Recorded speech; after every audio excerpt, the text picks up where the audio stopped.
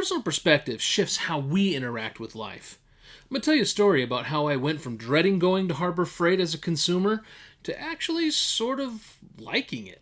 Now, this one shift in perspective didn't change the store's quality or even their products, but it did change my expectation of the store and how I interact with my shopping experience there. Stick around, because when you know how this perspective change can affect other areas of your life, it might just change it for you.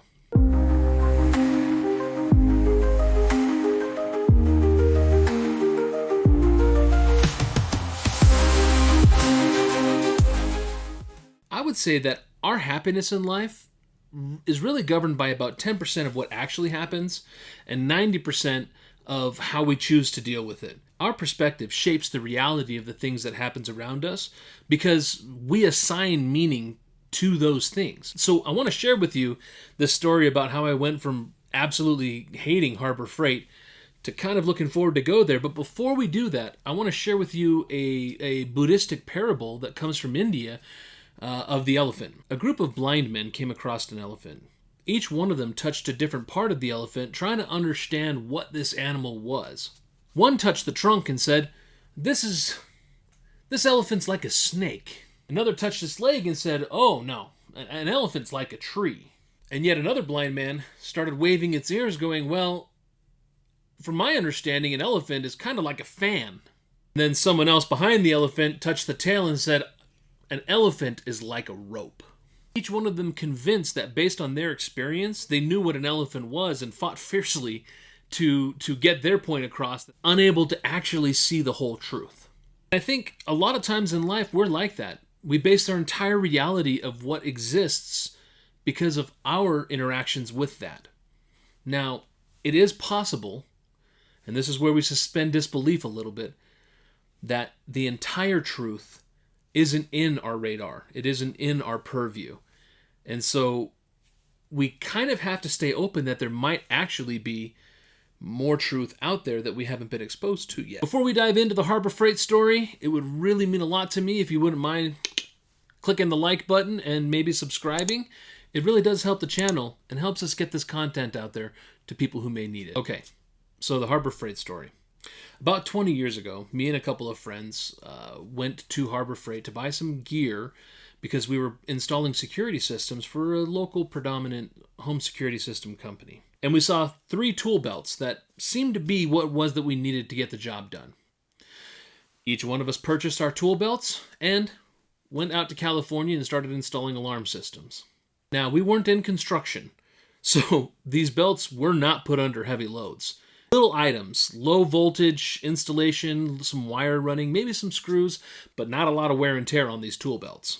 Now here's the funny thing. About 6 weeks into this process, all 3 of these tool belts fell apart at the seams in the exact same spots. Now I don't do manufacturing, but 1, maybe we had a defect. 2, it seems like we might have a problem. But 3, all within the same week, we definitely are not producing a quality product. And because of that, for years I vowed Harbor Freight would never get any more of my money. And I held true. Every time somebody would say, "Hey, let's go to Harbor Freight," I'd be like, "Nope, sorry." And I would tell my story, which, being in marketing, was probably not good on their behalf. Now fast forward 13 years ago, and I worked for a friend of mine who was into light, sound, and stage. I was his office manager, and we had come across some tools that had broke. Now he turned to me and said, "Hey, let's go get some new tools." Not a problem. We hopped in the car, and we were on our way. And when we showed up to Harbor Freight, I protested. I said, "These tools are no good. They sell a terrible quality product." I shared with him my experience and gave him the whole story. And then he looked at me and said, "Okay, but I want you to look at it this way. My guys are always hard on my tools. These tools are probably going to end up broken either way. Now I could go and spend a couple $100 on tools that I expect good quality out of, or if I get a cheap tool and have to buy it 2 or 3 times in the year for less than that expensive tool of which I have a higher expectation, then I actually come out ahead." Now, at that point, it kind of started making sense. I said, okay, if it's going to save us a little bit of money and we go into it with the expectation that we're going to be maybe buying a couple throughout the year, the thing I wasn't anticipating was how excited I got when a tool lasted longer than expected. I said I give that 6 months, and when it lasted a year, I celebrated. And that's when I made the connection.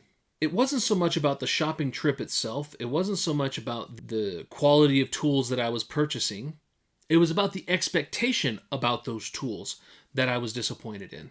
Because I remember a couple of years even after that experience, I would still go on my own and purchase tools. I was working at a place that had a mechanical tool that I was using, and it burned out eventually because they were doing something pretty heavy duty with it, and they came back super apologetic. And I said, hey, I bought that tool over a year ago. I thought it was going to last 6 months. I'm actually pretty proud that it made it this far. Now, again, Harbor Freight didn't change its tool quality. It didn't change its product offering.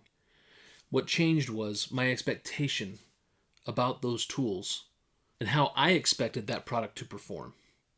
And when it surpassed my expectation, I was elated. What about you? Do you have a story where a small shift in mindset changed your experience in something? If so, share your experience in the comments section. I would absolutely love to hear from you. Life is full of situations that can frustrate or overwhelm us. But when we pause and shift our perspective, a lot of times we find that the challenge isn't necessarily the situation itself, but how we approach the situation. So the next time when you're looking at a situation that's super frustrating, pause and take a look and say, am I looking at this in the best way possible? And that's where the work comes in. It's not always easy to do that in the moment. But if you're able to put in a trigger that says, I'm feeling frustrated, and that's what gets us there. We know when we feel frustrated. Is this the only perspective that could be true? Happiness isn't about avoiding frustration. Learning to take a frustrating situation and reframe your perspective of it will give you more situations in your life where you can experience that happiness. When you change your perspective, you take greater control of how you interact with your life. I hope this makes sense. And the next time that something happens that's super frustrating, take a moment to reflect and see if you're looking at it from the right perspective. I know it's not easy out there. Now, if you're looking for tools and support materials that will help guide you further in living a more happy and fulfilling life, be sure to visit ultimateguidesonline.com, where we have a growing list of tools, planners, checklists, so on and so forth, that may just help get you there.